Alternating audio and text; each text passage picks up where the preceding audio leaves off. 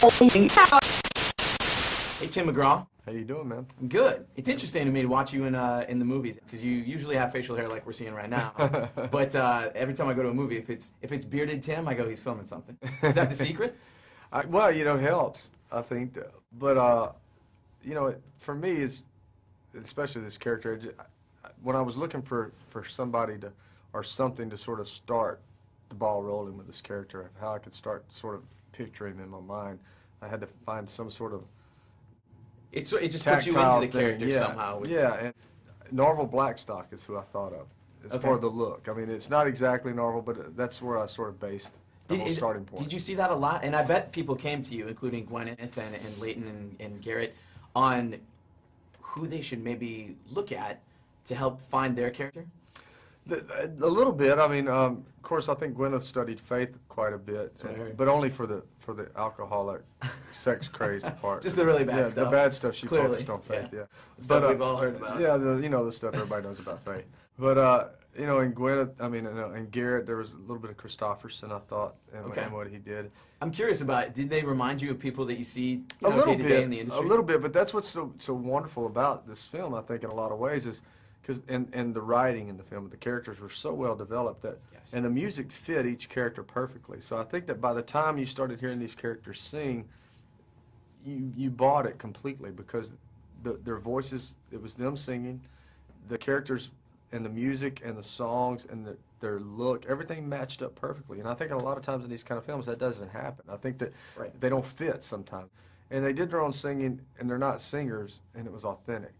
And it was just believable, and I, you know, I think that when Garrett and I talked early on, he was preparing for this role and was asking a few questions, and I think what we discovered with him, what we talked about was you have to approach this as you're coming here to be a country singer, not that you're coming here to play a country singer. Because it was in Nashville. I mean, everybody came to Nashville, and I heard even Gwyneth wants to move there now. Maybe and she loved it. Yeah, I think everybody loved Nashville, and that's what I love about Nashville. Is any of my friends that don't live there that come to town, instantly they fall in love with it. I mean, everybody's there. When you go to the world of country music, everybody's right there. But it just feels like a home. It feels like a community, and it feels like community. It's nice people, and it's a good place to raise a family. And plus, you don't have paparazzi bugging you everywhere. And I think that's what the guys who do movies, because that's a whole different world of fame as movie stars. So when they come to Nashville and feel like they can relax a little bit, that's a pretty cool feeling.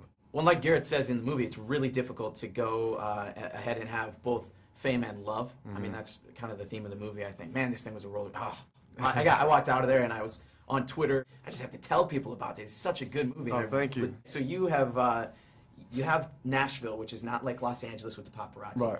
But one of the themes in that movie is just how difficult it is to be a celebrity and have a relationship.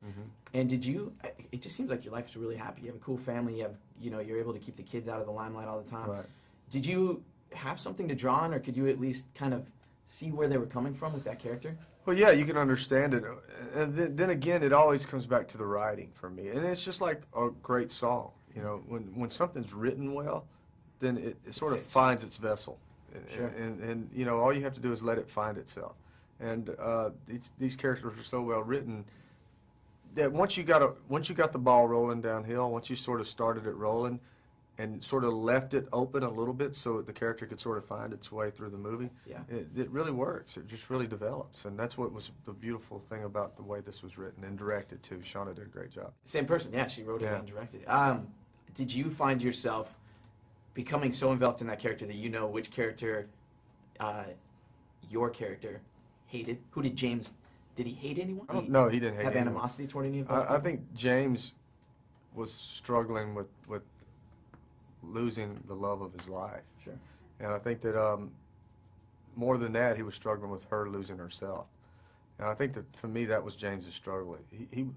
James was a good guy caught in a bad situation, and he was trying to make the right decisions. And although we might not agree with every decision he made, and he may have made some bad ones, I think with everything that he had to see, that he made the best decisions that he could. But ultimately, I think it came down to he knew that Kelly wasn't going to forgive herself. And I think that was sort of hard to.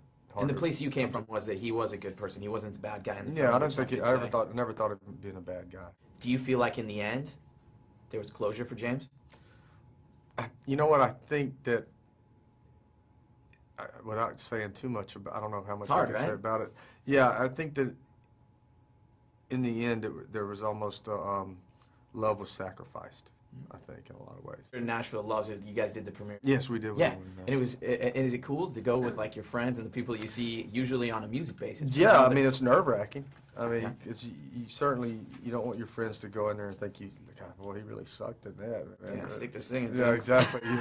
So that's always nerve-wracking. And I have a few friends that are going to be pretty honest too. So I was always you always dodge them a little bit. Who does this? Are you friends with Blake Shelton? That's the first guy I think of because he. I know Blake. I don't know time. Blake well. Okay. I don't know Blake well though. But who's the most honest with you? Oh gosh, I don't. Martina's pretty honest. Yeah. Okay. So in a good way though, most of the time. Yeah. Tries to put a positive spin right, at least. Right. You know what? I'm actually, to be honest, real quick. I don't know if you ever hear this, and I hope not, because I try to be very cognizant of the fact that people might be listening when I'm playing their music. Felt Good on My Lips, your new song, is the most uncomfortable title. Oh, Tim McGraw Felt Good on My Lips. Yeah. Tim McGraw's song. Yeah, Felt Good on My Lips. It's tough to say it without it sounding funny. Yeah, it's the most uncomfortable title of the DJ. But I love this song. Cool. Dude, thank you. And honest to God, the movie's so good. I hope everybody goes and sees thanks, this. Man. Even if you don't necessarily listen to country music, I hope you know that this is going to be, it's just emotional. It's very good. I'm glad you liked it. You did a great job. Yeah. Thank you, Tim. I look forward to hearing you again when I'm home. Yeah, thanks. Thank you. Hear you all the time.